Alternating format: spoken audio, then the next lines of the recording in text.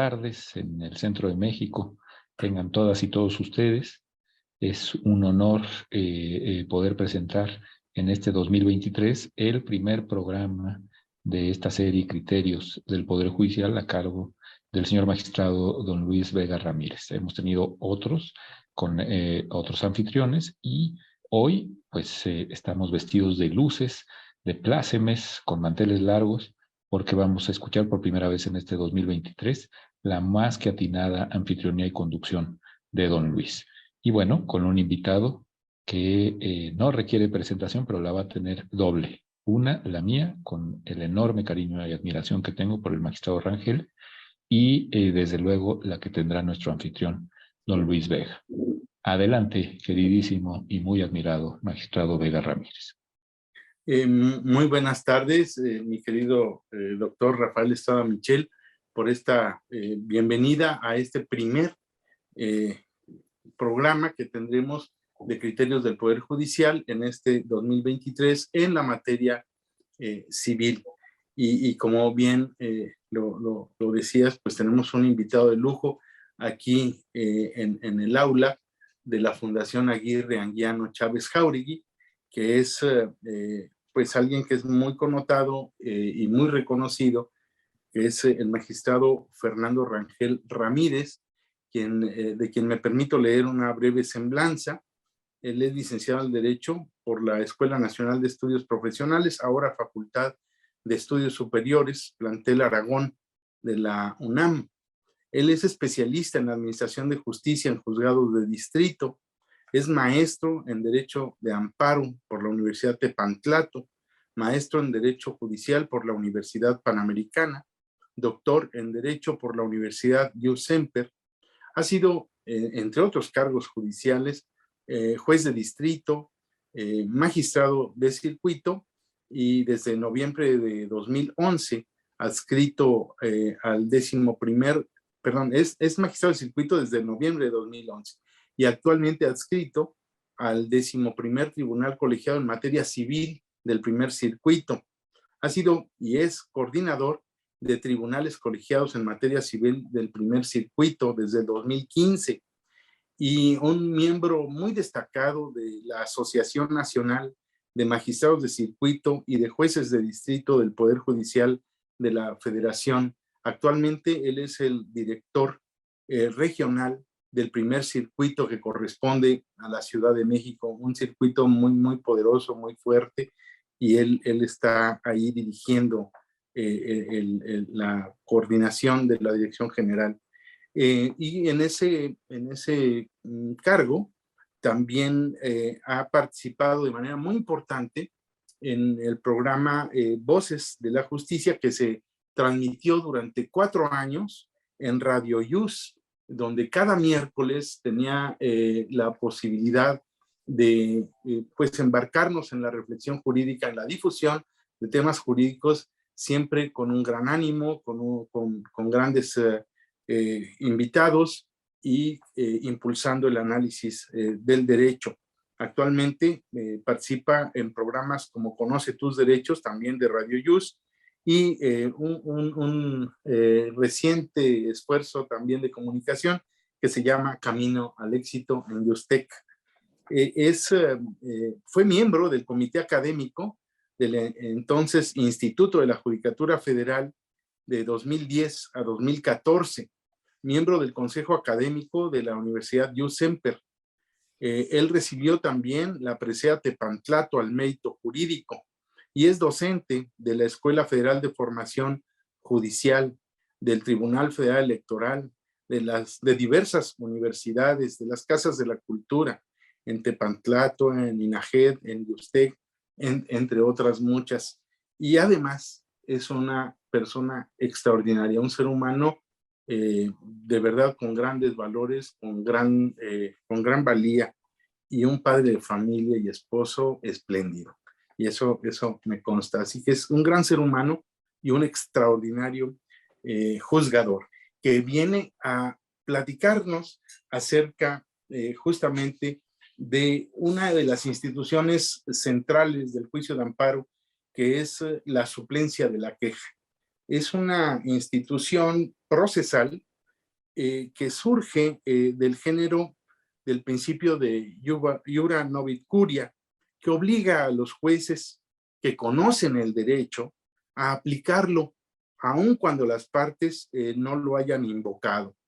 Desde luego, este se limitaba únicamente al ámbito normativo, es decir, a que los jueces solamente podían introducir temas de carácter jurídico, pero no de hechos y menos de alegatos y menos aún en relación con las pruebas, basado en aquel principio del da mihi factum dabo tibi jus. Recordemos que en nuestro sistema, esta institución procesal se consagró originalmente en la Constitución de 1917, en la fracción segunda del artículo 107 de nuestra Constitución, y fue para corregir los excesos de algo que Tena Ramírez calificaba como un principio victimario de la justicia, que era el principio de estricto derecho, que constreñía a los jueces a sujetarse estrictamente a las peticiones, alegatos y pruebas que presentaran las partes, y particularmente en materia civil. Se trataba de una facultad que era exclusiva, y esto es interesante, era exclusiva de la Suprema Corte de Justicia de la Nación en materia penal. Ni siquiera era obligatoria, era una facultad, una prerrogativa de la Suprema Corte de Justicia cuando advertía que había habido en contra del quejoso alguna violación manifiesta a las leyes que lo hubieran dejado sin defensa. También cuando se le había juzgado por una ley que no era exactamente aplicable al caso, y también que por torpeza no se hubiera combatido debidamente por parte de la defensa. Fue hasta mayo de 1951 cuando se adicionó esta fracción segunda del artículo 107 de la Constitución y el artículo 76 de la entonces Ley de Amparo, cuando se otorgó esta atribución no obligatoria a los jueces de distrito y también a los entonces recién creados tribunales colegiados que estrenaban no solamente existencia, sino esta facultad para poder suplir la deficiencia de la queja, que en ese momento ya se extendió no solamente al ámbito laboral, penal, sino también en materia laboral y exclusivamente en favor de los trabajadores. También se incluyó la posibilidad de, en ese momento, de ampliar la suplencia de la queja tratándose de leyes que hubieran sido declaradas inconstitucionales por parte de la jurisprudencia. Fue hasta el 5 de febrero de 1963 que se introdujo la suplencia de la queja, pero ya en forma obligatoria. Ya no se trataba de una facultad, sino de una obligación por parte de los juzgadores y particularmente en materia agraria, en favor de los campesinos, ejidatarios, los comuneros y los núcleos de población. En 1976 incluso la ley de amparo sufrió una reforma y se dividió en estos dos libros, tanto que se hablaba del amparo en general y el amparo agrario. No fue sino hasta 1974, en octubre, que se amplió la suplencia obligatoria respecto de los menores e incapaces. Y después, en el artículo aquel 76 bis, que era bis porque se había incluido allí en la ley de amparo, que se da un catálogo de hipótesis en las cuales tenía que el juzgador aplicar la suplencia de la queja ya de manera obligatoria. Entonces, más o menos este sería unos chispazos de la evolución de esta figura. Pero a mí me gustaría, pues ya entrando en materia, para que nuestro invitado pues ya nos hable y que nos diga en realidad qué es esto de la suplencia de la queja y qué componentes tiene y por qué tiene que ser una obligación y si no, estaríamos en presencia de una violación a una de las, digamos, características y valores de la justicia, que es justamente la imparcialidad, ¿no? Porque la suplencia de la queja sería en favor de alguien. Y entonces esto a lo mejor generaría un desequilibrio entre las partes. Mi querido magistrado Rangel Ramírez, por favor, es suyo este programa. Muchas gracias, mi querido amigo magistrado Luis Vega Ramírez. Muchas gracias a mi querido amigo también, el doctor Rafael Estrada Michel, de verdad, a la Fundación Aguirre, Azuela, Chávez y Jauregui. Muchas gracias por la confianza, a la de revista Tiempos de Derecho y al Instituto de Ciencia Jurídica por esta oportunidad de estar con ustedes esta tarde. De verdad, para mí es muy grato compartir este espacio con todos ustedes para hablar de un tema tan trascendente y que ha tenido una evolución tan simpática en el juicio de amparo, porque algunos se piensa como que es un acto gracioso del juzgador, pero como bien comentaba mi amigo Luis Vega, en realidad es una obligación de la autoridad judicial de amparo el estar analizando los casos en que obligatoriamente la autoridad judicial tiene que suplir la deficiencia de la queja en general o en su caso de los conceptos de violación o de los agravios. Esta figura jurídica tiene un antecedente remoto, una prima suya, dice alguna parte de la doctrina, que es la suplencia del error. Pero esta suplencia del error era muy limitada porque era solamente para corregir el error en que incurría la parte quejosa en la cita de los preceptos que estimaba violados en su demanda de amparo. O bien, actualmente ya en las sentencias, la evolución jurisprudencial ha estimado que esta suplencia del error también estriba en corregir, por ejemplo, la cita de algunos nombres o de algunas autoridades que se van refiriendo en la demanda, pero que claramente hay constancias u otros elementos que evidencian el error en que incurrió quien redactó ese escrito y bueno, se corrige para dar claridad al texto de la sentencia. Pero esa es una cosa, la suplencia del error. La suplencia de la deficiencia de la queja en realidad, nos dice la doctrina jurisprudencial, que constituye una herramienta para equilibrar a las partes. En muchas ocasiones nos encontramos frente a una parte débil y una parte más poderosa en el litigio. Entonces, a través de esta suplencia de la deficiencia de la queja, lo que se hace es equiparar la situación procesal y las oportunidades de defensa que tienen precisamente las partes que intervienen en este procedimiento. Esta suplencia de la deficiencia de la queja ha tenido una evolución marcada para proteger a los sujetos más débiles de la relación jurídico-procesal. Realmente la propia ley, como en el caso de materia laboral, en tratándose de los patrones, la ley ha prohibido que esa suplencia de la queja sea para aquellas personas que se estima tienen las condiciones más favorables para litigar y entonces la suplencia operará a favor de aquella parte que se vea con esta menor posibilidad de poder ejercer una defensa más adecuada. Entonces, esto, como lo estamos viendo, es una herramienta que hace más real y asequible el acceso a la justicia constitucional al vincularse a la persona juzgadora de amparo a evitar dar trámite a una demanda o el examen de fondo de la controversia por privilegiar requisitos formales que no son sustanciales. Entonces, la persona juzgadora tiene que privilegiar el acceso a la justicia. Esto no significa hacer procedente un amparo respecto del cual se actualice claramente alguna hipótesis de improcedencia, pero es no anteponer requisitos formales que enerven este derecho de acceso a la justicia por encima precisamente de este derecho fundamental. Hay una ejecutoria que a mí me gusta mucho que desarrolla este tema de la suplencia a la deficiencia de la queja y que es la ejecutoria que emitió el entonces Pleno en Materia Civil del Primer Circuito al resolver la contradicción de tesis 6/2014 y de la cual me voy a permitir citar algunos pasajes muy breves. Y dice, por lo que es dable concluir que la suplencia de la queja deficiente constituye un principio cuyo nacimiento respondió a la necesidad de proporcionar al juez constitucional una herramienta que le permitiera dotar de eficacia al juicio de amparo, cuya expansión a la materia civil se encuentra justificada ante violaciones claras e incontrovertibles de la ley, sustantiva o procesal, que afecten severamente los derechos humanos del justiciable, al grado que de no ser corregida la infracción, equivaldría a dejarlo sin defensa.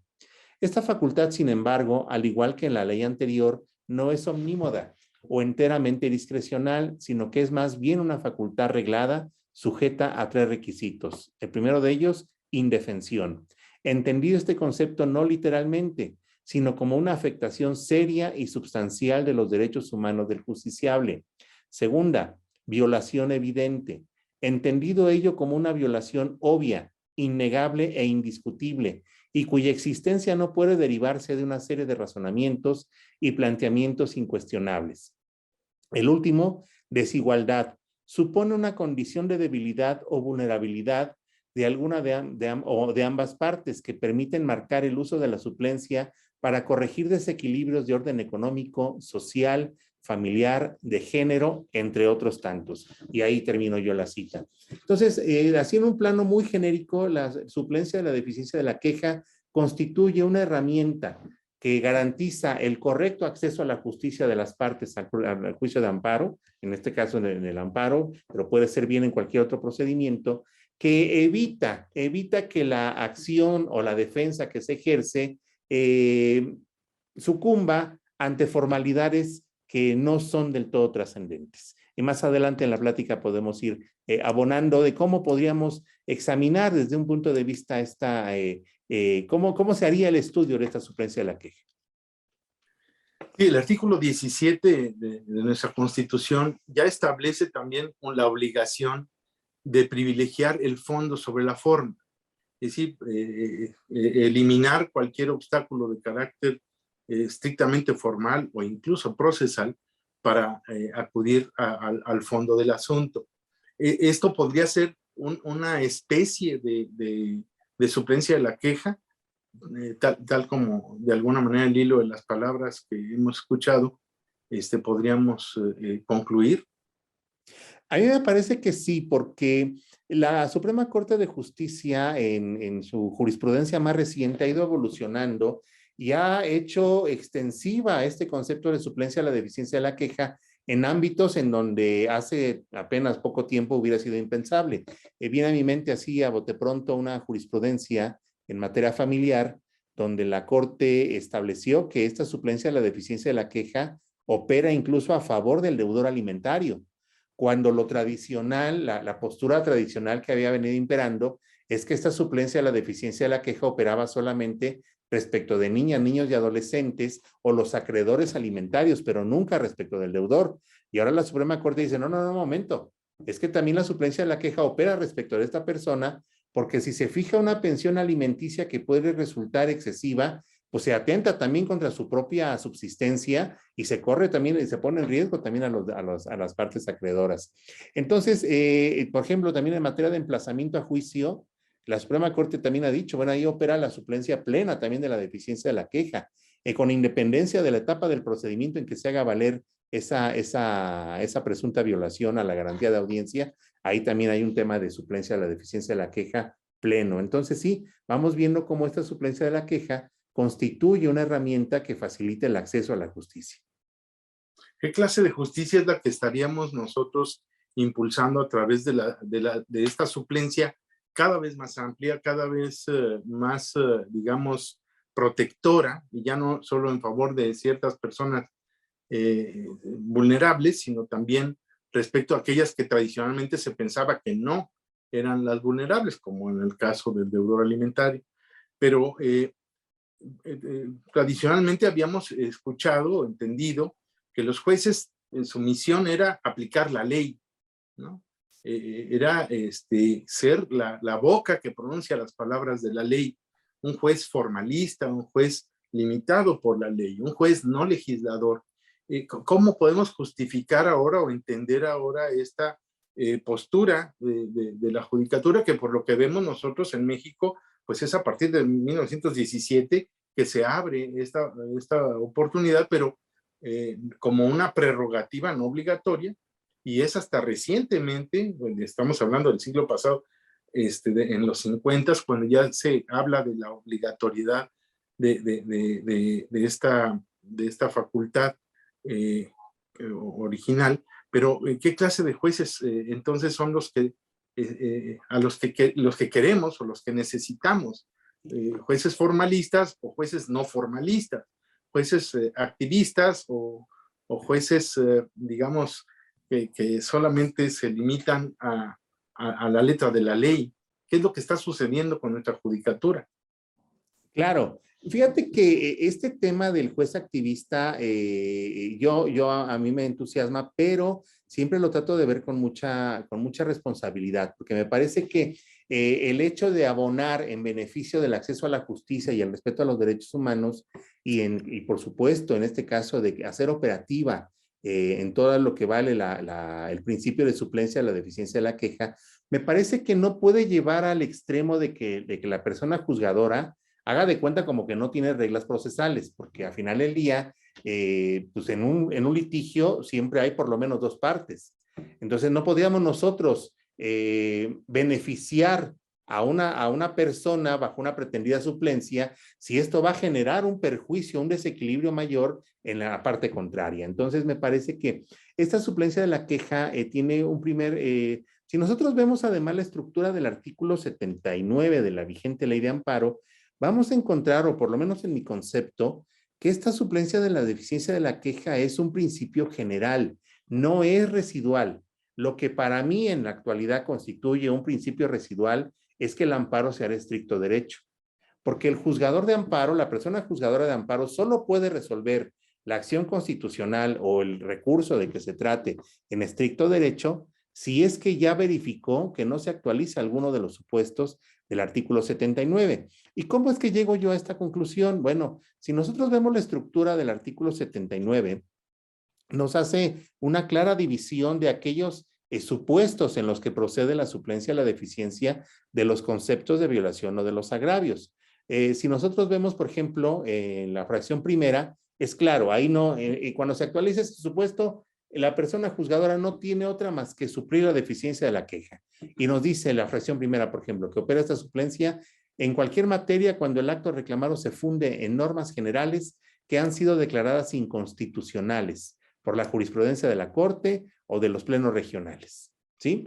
Entonces, no sería una suplencia, sino la obligatoriedad propia de la jurisprudencia. Claro, aquí ya el juzgador ni siquiera tiene que examinar lo planteado por la parte quejosa o verificar el mérito técnico de lo planteado. Simplemente es el acto que se está reclamando se sustenta en una norma general que ha sido declarada inconstitucional por alguno de estos órganos jurisdiccionales en jurisprudencia. Si la respuesta es sí, es suplencia de la deficiencia de la queja, no hay más.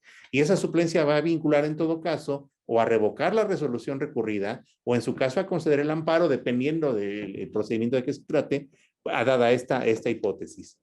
Luego, en distintas fracciones, en la fracción segunda, en la fracción tercera, en la cuarta y en la quinta y en la séptima, que es de reciente incorporación a este texto legal, advertimos la exposición de una serie de personas tuteladas. Estas personas tuteladas son aquellas que conforme a nuestro sistema constitucional se entiende que son las más desfavorecidas o que tienen las menores posibilidades económicas, técnicas, de infraestructura para poder acudir a un procedimiento y defenderse cabalmente. ¿Quiénes son esas personas? Las personas menores o incapaces, en materia penal el inculpado o el sentenciado, ¿sí? También el ofendido en algunos casos. En materia agraria, los ejidatarios y comuneros. En materia laboral, el trabajador, evidentemente, ¿sí? Y luego también nos dice la fracción séptima, en cualquier materia en favor de quienes por sus condiciones de pobreza o marginación se encuentren en clara desventaja social para su defensa en juicio. Esto significa que cuando la persona juzgadora advierte que en el procedimiento está litigando, interviene alguna de estas personas tuteladas, cuidado, porque entonces ahí la suplencia de la deficiencia de la queja opera a favor de estas personas. ¿Sí? Vamos a ver más adelante que esta suplencia de la deficiencia no significa necesariamente dar la razón a quien es beneficiario de ese principio. O sea, no significa eso, ¿sí? Pero de alguna manera aquí el legislador nos está diciendo, cuando en el procedimiento actúe alguna de estas personas, cuidado, ahí no puedes ser formalista, no puedes decir, pues como no me alegaste de determinada situación, pues yo no examino. Yo no tengo por qué introducir la litigio si tú no me la planteaste, ¿sí?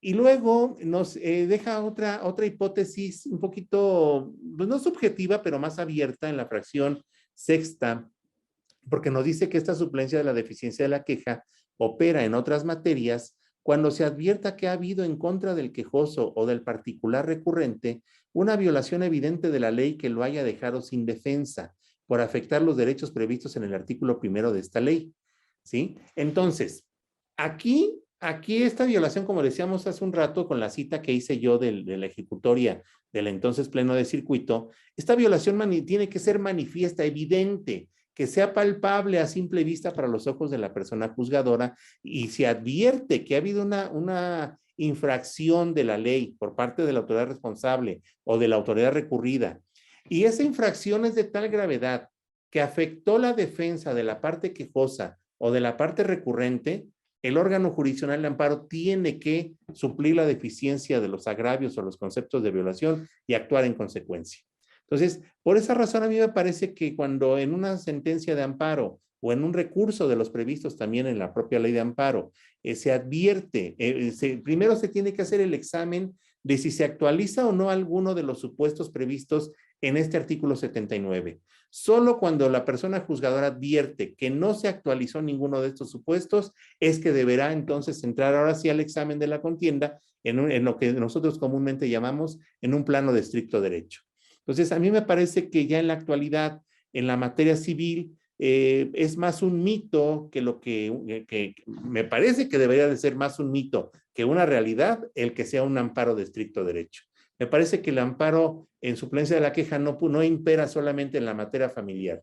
Me parece que ya debe de imperar en toda la materia civil, insisto, respetando las reglas del juego, pero cuidando los supuestos que prevé el artículo 79. Sí, en realidad, aquello de que uno de los principios del juicio de amparo era el estricto derecho, pues en realidad el principio es el de suplencia de la queja, y la excepción a este principio sería el estricto derecho, como bien lo acabas de mencionar, y que representa también una obligación para todos nosotros. ¿Y qué pasaría cuando algún juzgador no aplica la suplencia de la queja debiendo aplicar? Bueno, ahí evidentemente incurre en una violación del artículo 79 y en su caso ya sea el tribunal de amparo, si es que se trata de un juicio de amparo, o bien el tribunal de segunda instancia en alguno de los recursos previstos en la propia ley de amparo, tendrá que obrar en consecuencia y analizar el planteamiento de la parte quejosa o recurrente en los términos en que omitió atenderlos la autoridad responsable o la autoridad recurrida. Hay un abuso de la suplencia de la queja por parte de los abogados litigantes, porque dicen, bueno, como esta suplencia de la queja, digo lo que sea y finalmente me lo tiene que completar y corregir la plana el juzgador. ¿Hay este abuso o no? Mira, yo creo que más que un abuso, me parece que se ha vuelto una costumbre no sustentada en la ley, pero lo ven como una especie de carga procesal. Es que yo en mi demanda tengo que pedir la suplencia de la queja, porque si no lo pongo expresamente en mis petitorios, ya sea de la demanda o del recurso, el tribunal de amparo no me va a suplir la deficiencia de la queja.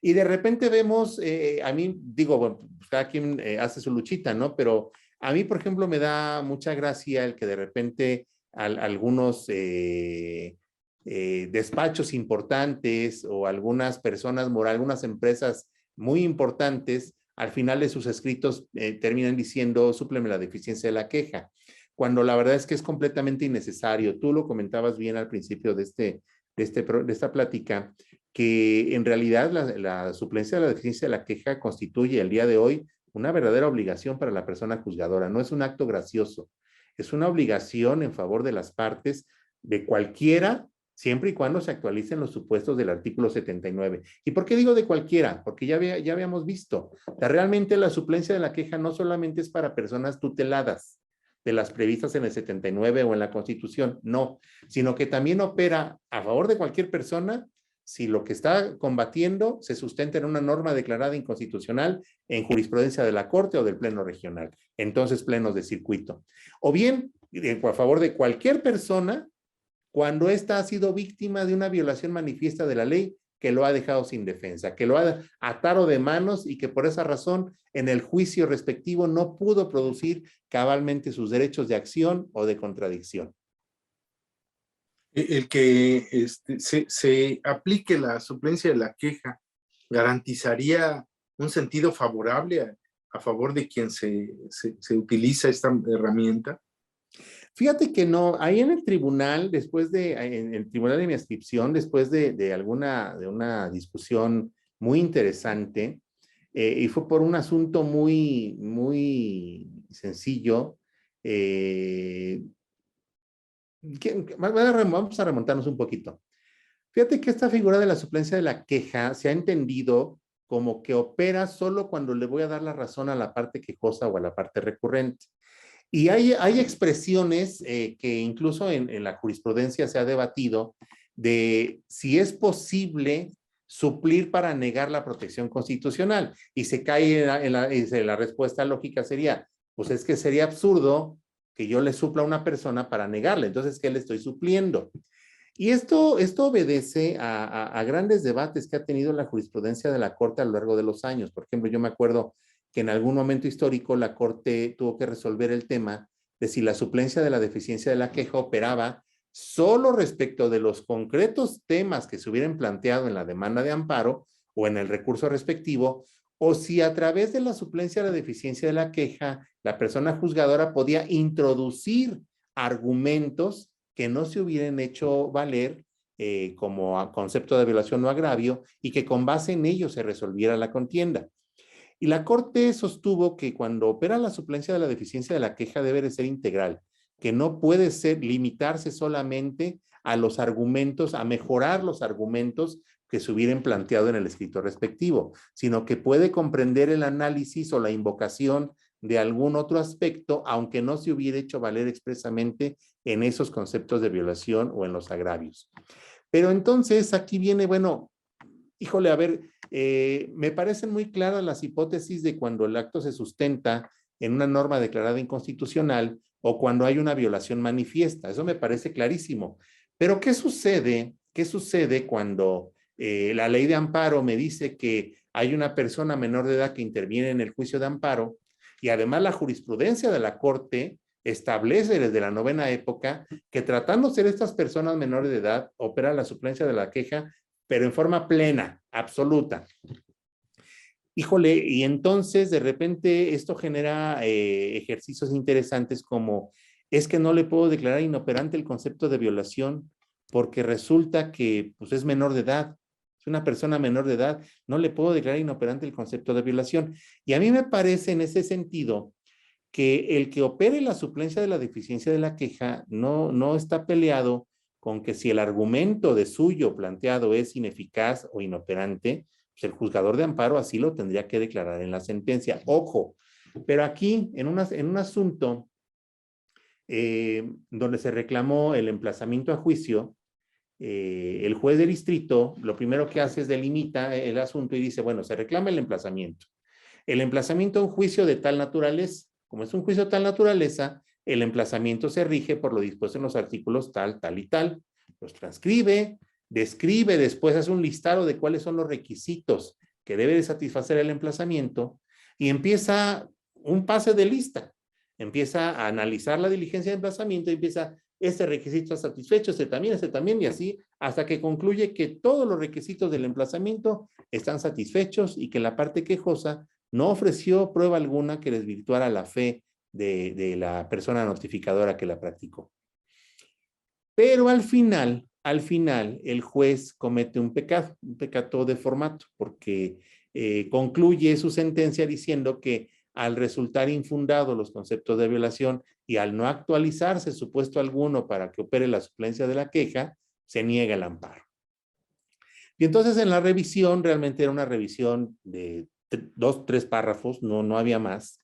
Y la parte quejosa, lo único que, por lo que se fue, no alegó nada de lo demás que el juez consideró.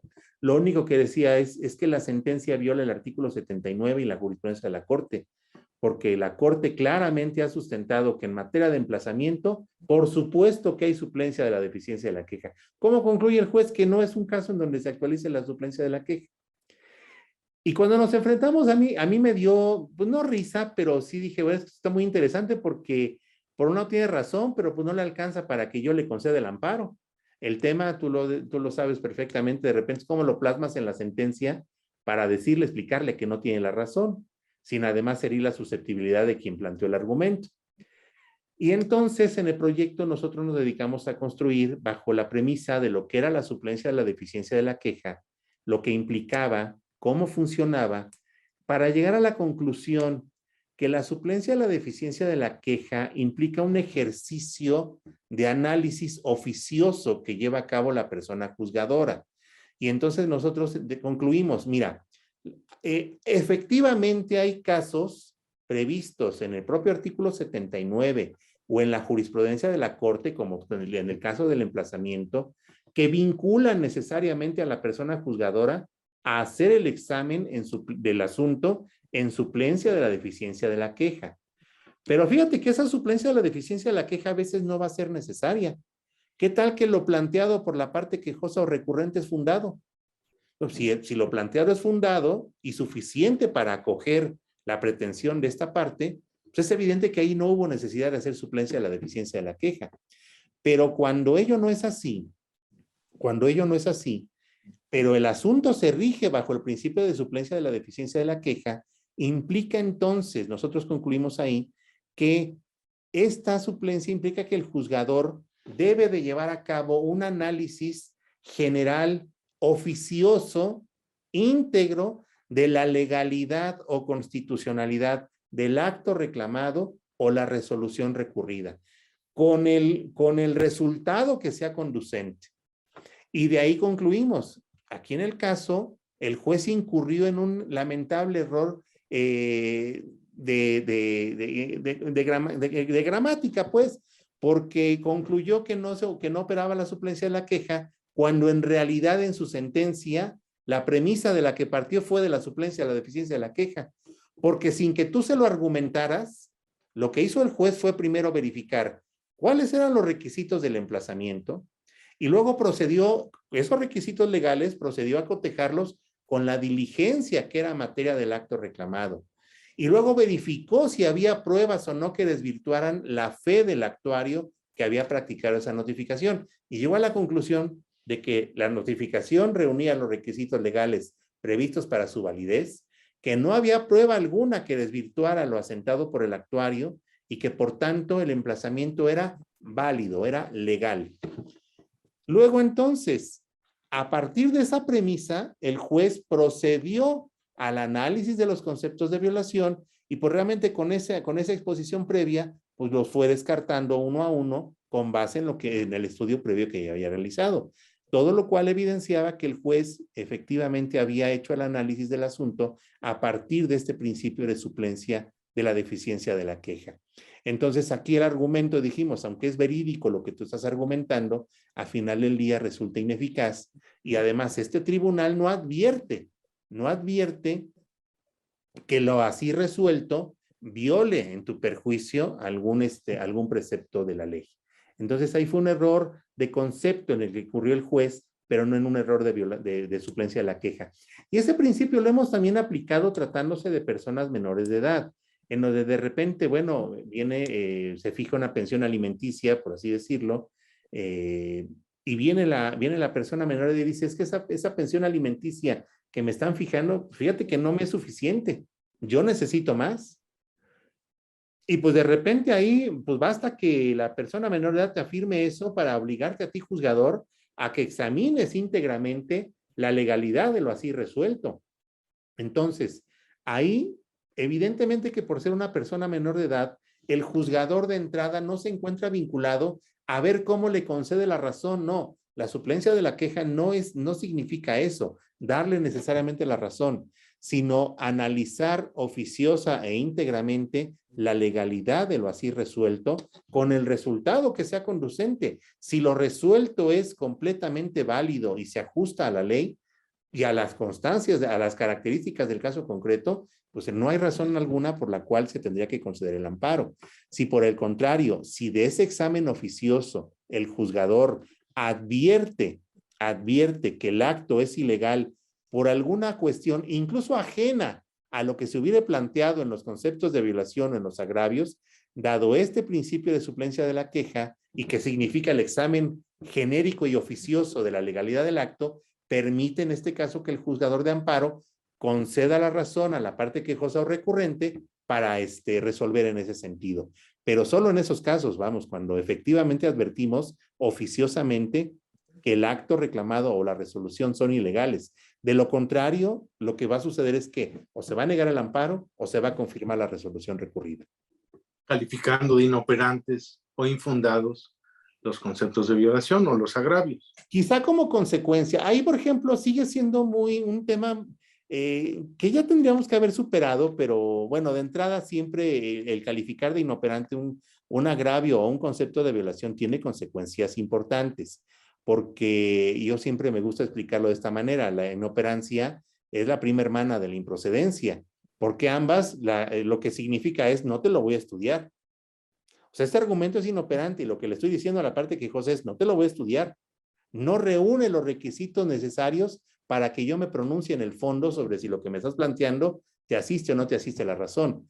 Tratándose de una persona menor de edad que interviene como quejosa o recurrente, suena fuerte el que entre subtítulos le digamos nosotros no te lo voy a estudiar.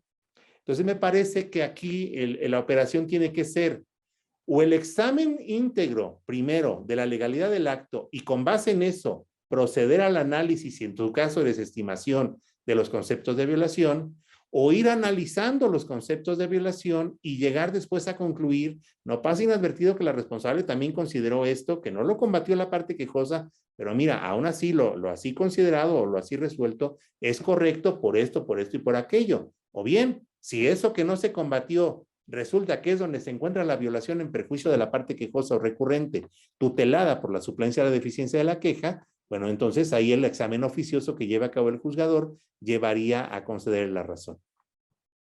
Muchas gracias. Bueno, y parece que queda claro que a través de la suplencia vamos a incorporar o completar las ideas que planteó el quejoso o recurrente, pero también podemos traer argumentos nuevos que no dijo, ¿no?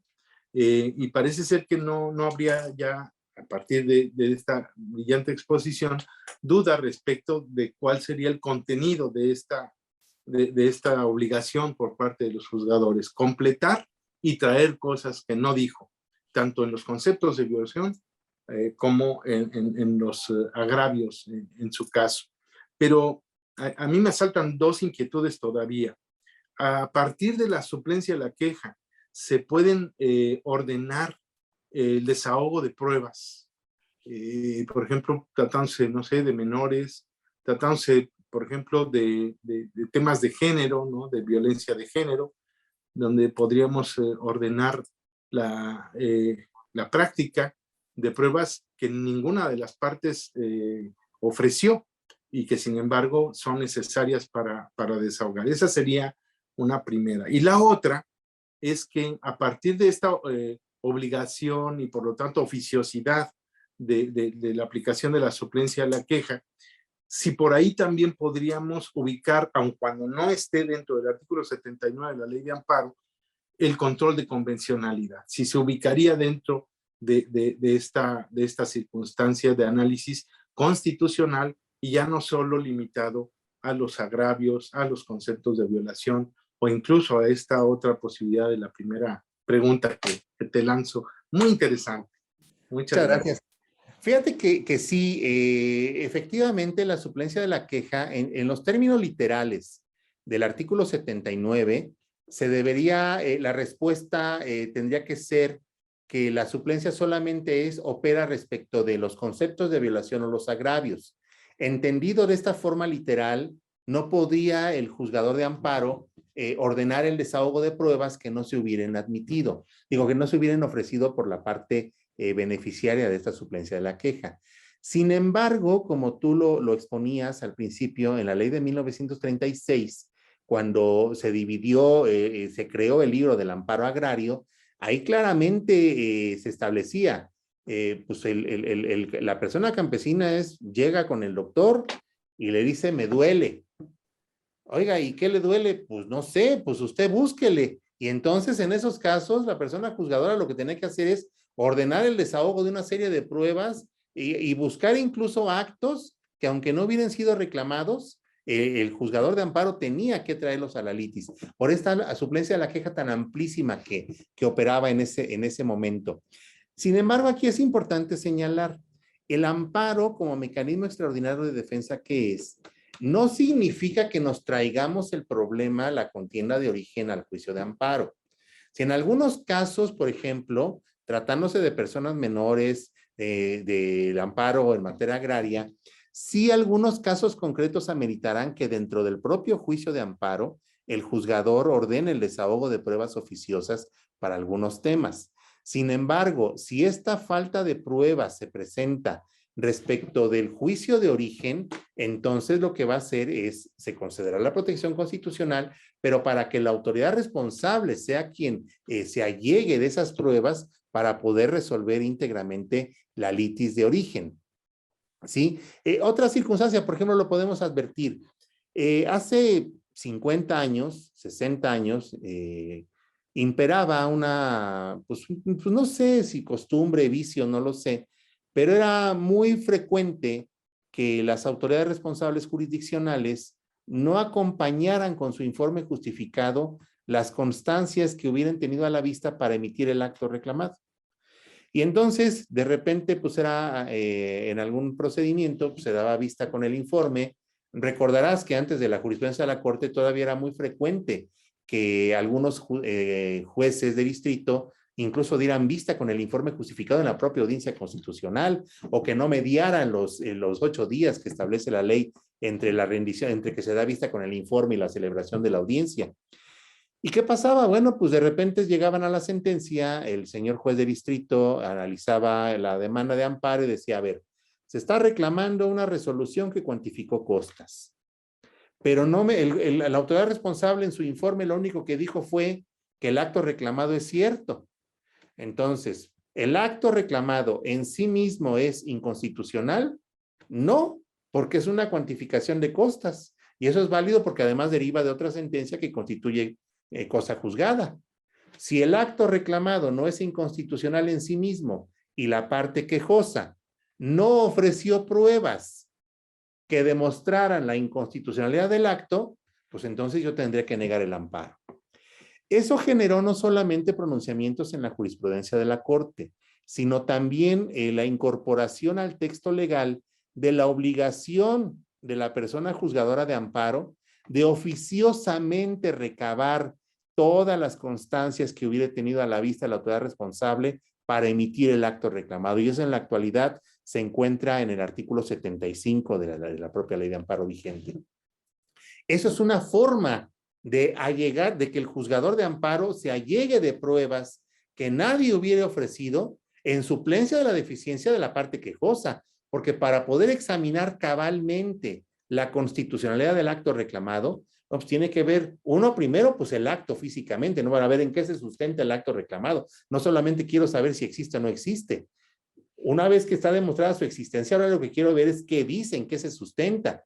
Y si además la autoridad para emitirlo tuvo a la vista diversas constancias, yo, juzgador de amparo, tendré también la obligación de allegármelas para corroborar conforme a lo que me argumenta la parte quejosa, si efectivamente el acto reclamado está fundado y motivado, es congruente con lo planteado, hay una adecuada valoración de pruebas, X, dependiendo de lo que se plantea ahí. Pero para ello la premisa básica necesaria es que las constancias estén exhibidas. Entonces, sí, a través de la suplencia de la queja es válido traer pruebas al proceso, sí.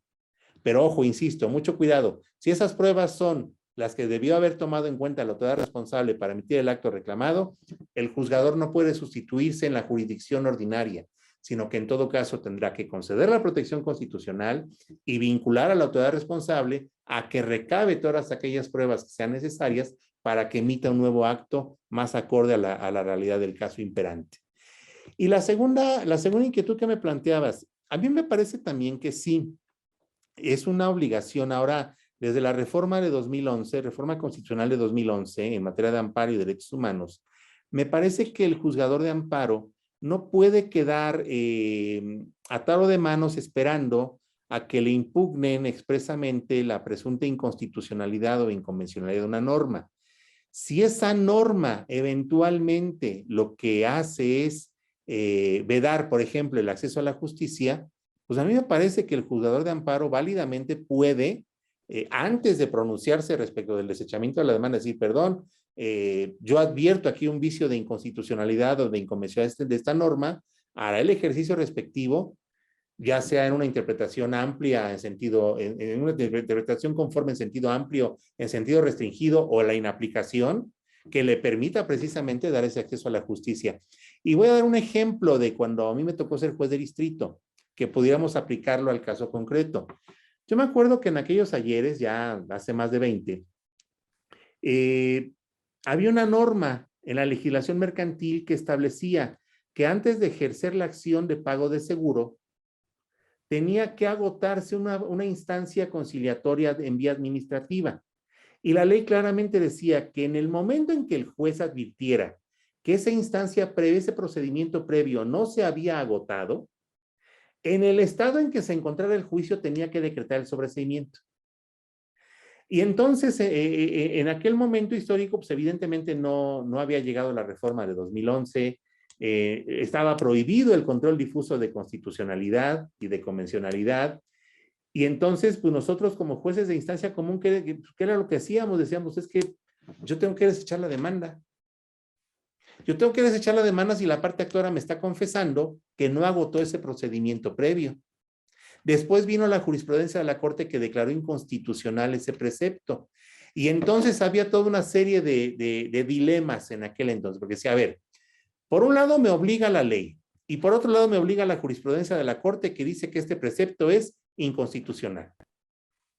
Y entonces, pues lo que se hacía, si nosotros, por ejemplo, admitíamos la demanda, algún tribunal de alzada, de amparo, el primero de los compañeros del tribunal, entonces tribunal unitario, o en amparo, pues eventualmente nos hacían el reproche de que por qué aplicábamos jurisprudencia, si eso significaba veladamente hacer un control de constitucionalidad de oficio, cuando estábamos en una jurisdicción ordinaria.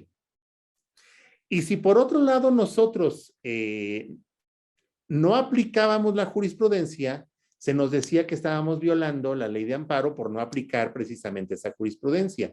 Y entonces teníamos escenarios tan absurdos como que el juez desechaba la demanda, la parte actora apelaba, el tribunal de alzada confirmaba el desechamiento y en amparo directo, ya que llegaba al órgano de control constitucional, con la aplicación de la jurisprudencia se concedía el amparo y se admitía la demanda. Y eso en aquel entonces a mí siempre me pareció verdaderamente absurdo. Ahora, algo tan sencillo como eso, ok, el juez de instancia común, local o federal, ahora tiene la obligación de hacer este control de convencionalidad. Si se encuentra una norma como la que estoy comentando, que él advierte que tiene un serio vicio de constitucionalidad o convencionalidad, él a través de esta interpretación ex oficio podría incluso inaplicarla y darle curso a la demanda. Ahora, recordemos, eso sí es importante, recién de que se condenó a México en el caso Radilla, la Corte Interamericana, hubo todo un boom en cuanto a la aplicación en cuanto a la inaplicación de normas generales. El tema es que no había ¿cómo decirlo?, herramientas o pasos que se siguieran previamente, sino que se hacían las inaplicaciones, pero sí al por mayor. Y esto generó mucha incertidumbre y por eso la Corte tuvo que implementar precisamente cuáles eran los pasos para llevar a cabo este control de convencionalidad y constitucionalidad ex oficio. Entonces, pero a la pregunta concreta, a mí me parece que sí es posible. Esta suplencia de la queja implica este examen ex oficio de constitucionalidad o convencionalidad, me parece que sí, siempre y cuando se respeten los cánones previstos en la propia jurisprudencia de la Corte. Y desbordaría el artículo 79 necesariamente, porque el 79 da algunas pautas bajo diversas hipótesis y el control de convencionalidad pues está en la propia Constitución y esta excede al 79 porque no solamente es en materia de amparo, sino en todo el orden nacional y lo pueden aplicar todos los jueces federales, locales, de la justicia ordinaria y la constitucional, ¿no? Pues muy interesante. Y bueno, ¿qué implicaría o qué futuro tendría la suplencia de la queja en esta nueva jurisdicción que creo que se refuerza a partir justamente de las reformas de 2011 con una justicia más sensible, más, digamos, cercana a la conflictividad y más, digamos, menos formalista, ¿no? Menos digamos, acartonada. Una jurisdicción mucho más, digamos, cercana a la gente y resolver sus problemas en el fondo, como lo dice el 17. Claro, yo a mí me parece que tenemos que tomar en cuenta que lo que estamos resolviendo precisamente son problemas de personas reales, y que no podemos nosotros estar resolviendo simplemente viendo papeles, sino que la legislación, las normas jurídicas, las figuras procesales, tenemos que aplicarlas en una armonía que nos den las herramientas necesarias para resolver una conflictiva real, seria, y que no podemos nosotros de alguna manera por un formalismo quizá mal entendido. La forma por la forma no es del todo mala, sino cuando constituye el sustento de la decisión. O sea, la forma lo que nos da son las reglas del juego, y esas reglas del juego lo que nos dan son certeza de lo que estamos jugando y en qué momento tenemos que ejercer nuestras cargas procesales, nuestros derechos y nuestras obligaciones dentro del procedimiento. La suplencia de la deficiencia de la queja lo que implica es reparar aquellas cuestiones que llevó a cabo la autoridad y que impidieron u obstaculizaron el ejercicio de estos derechos procesales de las partes. A eso tiene que ver. Pero sí me parece que cuando el juzgador hace este ejercicio de suplencia de la deficiencia de la queja, siempre tiene que estar consciente de las consecuencias que esto va a llevar a cabo en la parte contraria.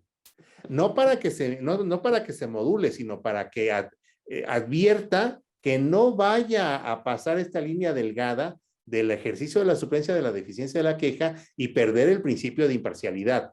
Porque vamos, la suplencia de la queja no significa ser parcial hacia alguna de las partes, no, es como decíamos al principio, equilibrar, pero este equilibrio tiene que ser eso, precisamente que las partes estén en este nivel de igualdad real, no hacer ahora que la otra persona a quien le suplo la deficiencia de la queja desborde a la otra. Entonces sí me parece que es un ejercicio muy interesante, muy responsable, que va a ser una justicia cada vez con una cara más humana, pero sin llegar a excesos que entonces lo que haga es desvirtuar por completo las reglas procesales, porque entonces al rato vamos a empezar a pasar por encima de temas de preclusión, de temas de cosa juzgada, entre otros supuestos.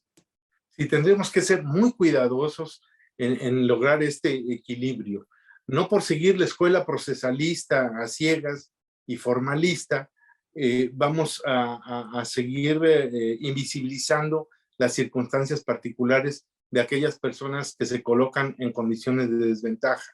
Pero tampoco, no por atender a estas cuestiones de desventaja, vamos a darles una condición o un privilegio superior que pudiera darles una ventaja indebida dentro de los procesos, sino lograr el equilibrio. Por lo tanto, un juzgador en esas condiciones pues tiene una mayor responsabilidad, ¿no?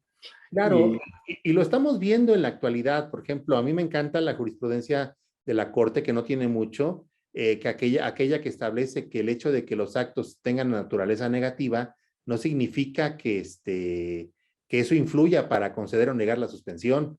¿Por qué? Porque veníamos de una tradición en donde había jurisprudencia vasta que clasificaba los tipos de actos reclamados para efectos de la suspensión del acto reclamado. Y como dogma de fe, de repente se decía, si es un acto negativo, niega la suspensión. Porque si concede la suspensión, en la consecuencia va a ser darle efectos restitutorios, y eso solamente son de la sentencia de fondo. Pero, por ejemplo, ¿qué pasaba cuando la persona llegaba al juzgado de lo familiar, pedía alimentos y el juez no le acordaba, no le decía nada, guardaba silencio? Y pues los alimentos, sabemos que los seres humanos somos muy delicados, si no comemos todos los días, pues empieza a ponerse frágil nuestra salud. Entonces ahí era evidente que antes de esta jurisprudencia o antes de la reforma de 2011, era un escenario muy complicado, porque conceder la suspensión por una omisión de este tipo, pues rompía todos los cánones que establecía la jurisprudencia de la Corte de aquel entonces. Ahora lo estamos viendo precisamente como tú lo comentas, hacerlo más accesible esta cuestión de acceso a la justicia, este derecho de acceso a la justicia, porque ahora a través de esta suspensión podemos concederla con estos efectos restitutorios ya previstos afortunadamente en la propia norma, y aunque no estuvieran previstos, atento a las reglas que da el artículo 1 de la Constitución, me parece que también lo haría posible esta situación. Todo por conseguir una justicia que sea cada vez más humana, más accesible para la población. Sí, muy buenas consideraciones. Y bueno, adicional a esta contradicción 6 de 2014 del Pleno del Circuito de la Ciudad de México, encuentro esta contradicción, la 100 de 2022 de la primera sala, que a mí me parece que tiene un elemento que podría dar una mayor luz en relación con la concepción de lo que equivale la suplencia de la queja y una nueva lectura al artículo 79. Leo nada más la parte correspondiente porque ya el tiempo ya se nos fue rapidísimo, qué barbaridad. Dice que la aplicación de la suplencia de la queja deficiente no depende de las acciones intentadas. O sea, ahí ya de alguna manera va eliminando, va distinguiendo. No es la clase de derecho que vienes tú a reclamar o las prestaciones particulares que reclamas. No se trata de eso. Y luego dice, sino de la situación concreta de quienes intervienen en el proceso.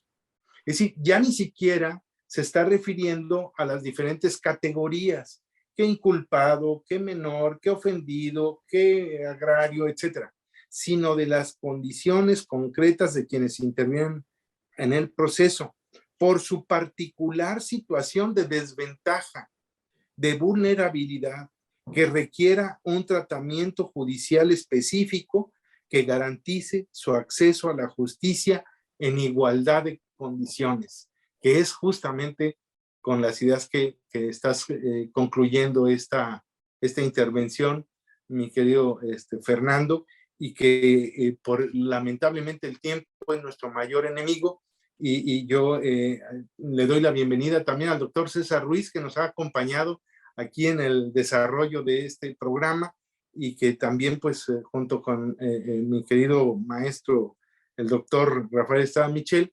estaremos dando ya conclusión a esta edición de los criterios del Poder Judicial en la materia civil, con esta primera oportunidad donde tenemos a este invitado de lujo, don Fernando Rangel Ramírez, a quien aprecio muchísimo todos los comentarios que nos ha venido a compartir, derivados no solo de su profundo conocimiento de la materia, sino de su experiencia, ya lo decía él, de más de 20 años como juzgador federal. Muchísimas gracias por aceptar participar aquí en esta que es tu casa, de la Fundación Aguirre Azuela Chávez Jauregui y de la revista Tiempo de Derechos, que dirige nuestro querido doctor Rafael Estrada. Hombre, pues muchas gracias. Para mí ha sido de verdad un placer intervenir con ustedes. Efectivamente, se fue rapidísimo el tiempo, pero lo disfruté muchísimo y espero haya sido de utilidad la plática.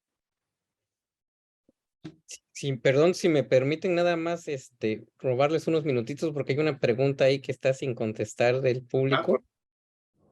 Magistrado, si usted nos hace favor de...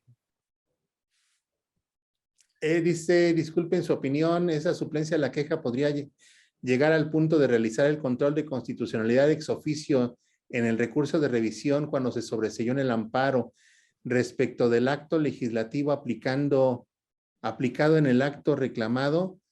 Sí, la respuesta me parece que tendría que ser que sí es posible, dado que, sobre todo ahora que la Suprema Corte de Justicia ha señalado que el juzgador de amparo no solamente debe hacer control de convencionalidad respecto de las normas que rigen su actuación, sino también respecto de cualquier otra norma. Entonces, me parece que sí lo podría llegar a hacer ese control de convencionalidad en el recurso de revocación, de revisión, y también dentro del juicio de amparo, aun cuando la norma no se reclame expresamente. Muchísimas gracias. Si me permiten, y abusando del micrófono del que lo secuestré, me gustaría hacerles una pregunta también que me llamó mucho la atención ahorita que estamos hablando de los sujetos que tienen acceso a la suplencia de la queja, sobre todo el caso del menor. Hay una jurisprudencia del año pasado, antepasado ya, en la que la Suprema Corte, en la jurisprudencia, porque realmente los criterios contendientes no decían eso, señala que la edad no es solamente un hecho natural, sino que esa es una sola parte, que esa es solo una parte y que realmente tiene más relevancia la construcción social y cómo se percibe la persona. Entonces, ya en algunos países existen personas que se consideran menores de edad. Existe un caso famoso en Inglaterra de un señor que primero se consideró mujer y luego terminó considerándose menor de edad. No sabrá por qué. Y, y la verdad es que no existen hoy en día ni un procedimiento ni nada para determinar esto, sino basta con que una persona se autodetermine de alguna manera para que en teoría por el libre desarrollo de la personalidad se le considere lo que él está, como se percibe realmente, ¿no? Entonces, pues este es un tema de autopercepción. Mi pregunta sería, si en México tuviéramos un caso así, de una persona que llega el caso a sus manos y se percibe como menor de edad, ¿opera la suplencia de la queja? O en este caso dirían ustedes, a ver, la suplencia de la queja tiene como objetivo empatar en igualdad de condiciones a personas que están en desigualdad, y en este caso este menor realmente no está en una condición de desigualdad. Me gustaría escuchar su opinión, por favor. Claro, a mí me parece, así como caso hipotético, lo veo quizá análogo al tema de las personas adultas mayores, en donde la Corte efectivamente lo que resolvió es que el solo hecho de que se trate de una persona adulta mayor, lo que hace es, bueno, que el juzgador debe tener especial cuidado de que no se viole durante el procedimiento sus derechos, su acceso a la justicia, pero su condición de persona adulta mayor no va a significar que necesariamente se supla la deficiencia de la queja. Esto trayéndolo al ejemplo, viene una persona y me dice, a ver, yo soy una persona de 50 años, pero me siento un niño de 12, entonces, como tal, me tienes que tratar. Me parece que la autoadscripción que se está haciendo a esta persona como persona menor de edad, al menos en esa autoconcepción que él tiene, no puede significar darle un privilegio por encima de su parte contraria, porque físicamente habría que ver, o en las condiciones que imperan en ese procedimiento, si realmente han actuado en un plano de estricta igualdad, o bien si ha habido alguna condición que lo ponga a él en una situación de riesgo frente a su contrario. O sea, hay una situación de debilidad.